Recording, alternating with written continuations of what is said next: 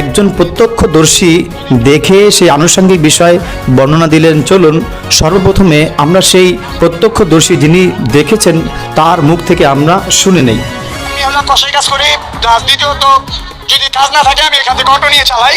তো যে আসামিটা ছিল, আসামিটা আনছে মনির মিয়া, আর এখানে জায়গাও দিছে মনির মিয়া, আর এই বাসার কেয়ারটেকারও মনির মিয়া। তো ওই আসে শুক্রবার মঙ্গলবার দিন আমি সকালে 8:30 বাজে এখানে আসছি পরে আমাদের আরো 2-3টা ড্রাইভার আসছে। গ্যারেজ খুলে নেই আমরা কিভাবে গাড়ি বের করবো তার জন্য আমরা গল্প করতেছি। তো যেই পিচাসটা যে মার্ডার করছে ওরে দেখলাম এই বাসা থেকে গ্যারেজে দৌড়াদৌড়ি করতেছে বারবার।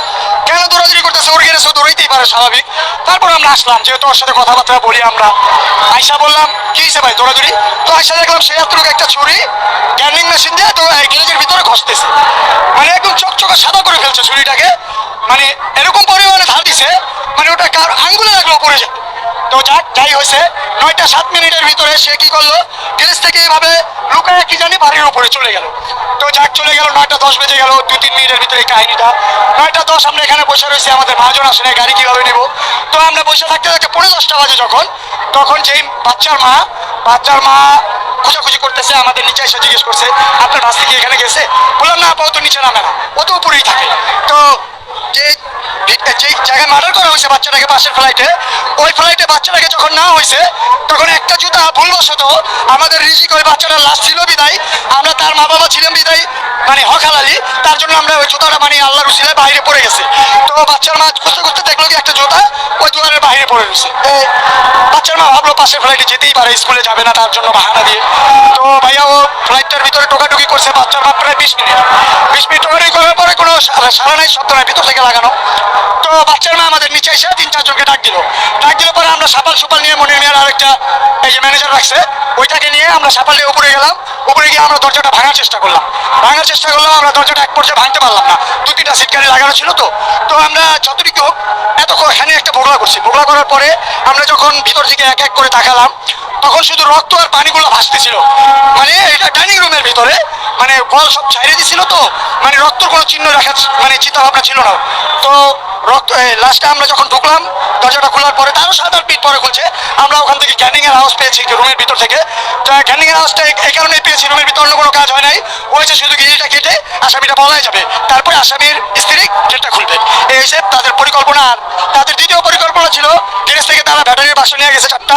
ব্যাটারির বাক্সতে আমাদের বাচ্চা তো ছোট, আমাদের 8 বছরের 7 বছরের রাইসা কত বড় হতে পারে, ছোট একটা বাচ্চা, তারে যদি 3 পিস করে ওই 3টা বাক্সের ভিতরে ভরে নিতে পারবে।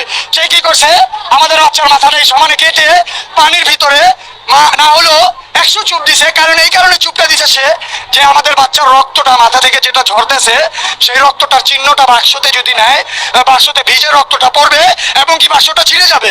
তার জন্য সে অনেকবার মাথাটা ধুয়ে ওই মাথাটা আরেকটা বালতির ভিতরে নিয়ে রাখছে। আপনারা মিডিয়া ভাইরা হয়তো দেখছেন, রক্তটা একেবারে হালকা দেখা যাচ্ছে। হালকা দেখা যাওয়ার কারণ হলো ওই যে তাকে যে চুবাইছে মাথাটা রক্তটা পরিষ্কার করার জন্য, তো পরিষ্কার যতটুকু করতে পারছো তারা ওর ভিতরে করছে।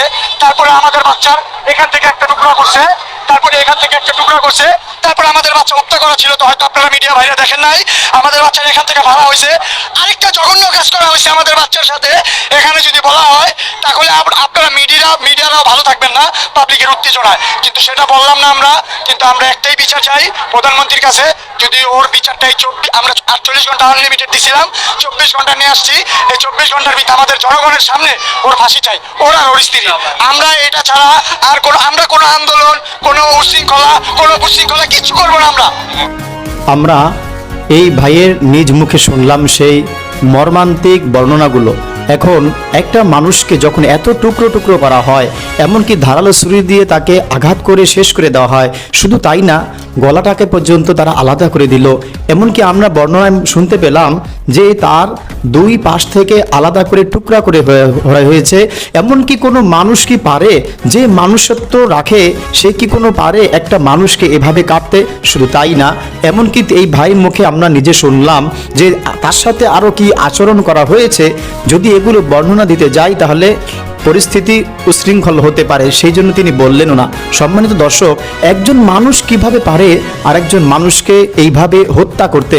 কেননা সেই মানুষটি তখন আর মানুষ থাকে না। এজন্য আপনার সন্তান, আমার সন্তান, আপনার বোন, আমার বোন, আমাদের শিশুগুলোকে নিরাপত্তার দায়িত্ব আজকে কে নেবে? তবে বাংলাদেশে অনেকের মুখে আজকে এই বুলি উড়াচ্ছেন এবং এই কথা বলছেন, যদিও এই কথাটুকু কতটুকু বাস্তবতা এবং কতটুকু যথাযথ অবশ্যই আপনারা কমেন্টে জানাবেন। সেই কথাটি হলো এই, অনেক মানুষ ইতিমধ্যে বলে ফেলছে যে প্রধানমন্ত্রী তারেক রহমান তিনি ধর্ষকদের ফাঁসি দিতে, নির্মমভাবে এদেরকে হত্যা করতে এইটা তাকে বাধা দেয় কিসে? তাহলে তিনি কি ধর্ষকদের পক্ষে নাকি আমাদের বাংলাদেশের নিরহ মানুষের পক্ষে? আজকে মানুষ আওয়াজ তুলেছে যে আমরা দেখব এই রামিসাকে ঘিরে বাংলাদেশের প্রধানমন্ত্রী তারেক রহমান তিনি কি পদক্ষেপ গ্রহণ করেন এবং এই ধর্ষকদের শাস্তি দিবালোকে প্রকাশ্যে দেয় কিনা, ধর্ষককে এইভাবে ইসলামিক আইনের আওতায় এনে তাকে সেই যথাযথ উপযুক্ত শাস্তি দেয় কিনা। দর্শক, আমরা সেটাকে দেখব এবং সেই তারেক রহমান সাহেবকে ঘিরে অনেকেই প্রশ্ন ছুড়ে দিয়েছেন যে আমরা অবশ্যই দেখব এই ছোট্ট মাসুম বাচ্চা রামিসার সাথে যে আচরণ করা হয়েছে, দুর্বৃত্তগণকে প্রশাসন সেইভাবে শাস্তির ব্যবস্থা গ্রহণ করে কি না। যদি করে তাহলে সে সফল একজন ব্যবস্থাকারক হলো, আর যদি না করে তাহলে সেই ব্যাপারটা কি হবে? দর্শক, আপনাদের নিকটে আমরা সেই বিচার দায়ভার দিয়ে দিলাম এবং এই রামিসার সাথে যে কাণ্ডগুলো করা হয়েছে তার শরীরকে ব্যাটারির বক্সের মধ্যে করে নিয়ে যাওয়া, লুকানো, আর যদি আল্লাহ তাআলা সহায় না হতেন ওই জুতাটাকে নিদর্শন হিসেবে আল্লাহ তাআলা রেখে দিয়েছেন, যার কারণে আমরা আজকে রামিসার লাশটুকু পর্যন্ত পেলাম। আর না হয় সেই মা, সেই বাবা আজ রামিসার লাশটুকু হয়তো বা খুঁজে পেতেন না। দর্শক, এই যদি হয় আমাদের দেশের অবস্থা, অনতি বিলম্বে আমাদের দেশের মধ্যে ধর্ষকের সর্বোচ্চ শাস্তি নিশ্চিত করতে হবে। না হয় কোনো মা তার সন্তানকে নিয়ে নিরাপদ থাকবে না, কোনো ভাই তার বোনকে নিয়ে নিরাপদ থাকবে না, কোনো স্বামী তার স্ত্রীকে রেখে নিরাপদ থাকবে না। যেখানে ছোট্ট অবুঝ নাবালক শিশুর সাথে এমন আচরণ করা হয়, সেখানে আমার মেয়ে, বড় মেয়ে কিভাবে নিরাপদ থাকতে পারে? যেই রামিসাকে ঘিরে এমন নৃশংসভাবে হত্যা করা হয়, সেখানে আমার স্ত্রী কেমন করে নিরাপদ থাকতে পারে? আমি আমাদের বাচ্চাদেরকে স্কুল মাদ্রাসাতে কিভাবে পাঠাবো যদি একের পর এক এমন রামিসা ঝরে যায়? আজ যেই রামিসার কাঁধে থাকার কথা স্কুল ব্যাগ, সেই রামিসা আজ ঘুমিয়ে আছে কবরে, তার কবরের উপরে সবুজ এক পতাকা। আল্লাহ আমাদের সকলকে, সকল বাচ্চাকে, মুসলমানদেরকে এই সমস্ত দুর্বৃত্তদের হাত থেকে আমাদের মুসলমানদের জান এবং মাল, ইজ্জত, আবরু হেফাজত করেন এবং সেই ছোট্ট রামিসার জন্য অবশ্যই আমরা দোয়া করব। আল্লাহ তাআলা সেই রামিসাকে যেন জান্নাতের ছোট্ট পাখি বানিয়ে রাখেন এবং তার পরিবারকে ধৈর্য ধারণ করা তৌফিক দান করেন। আমিন।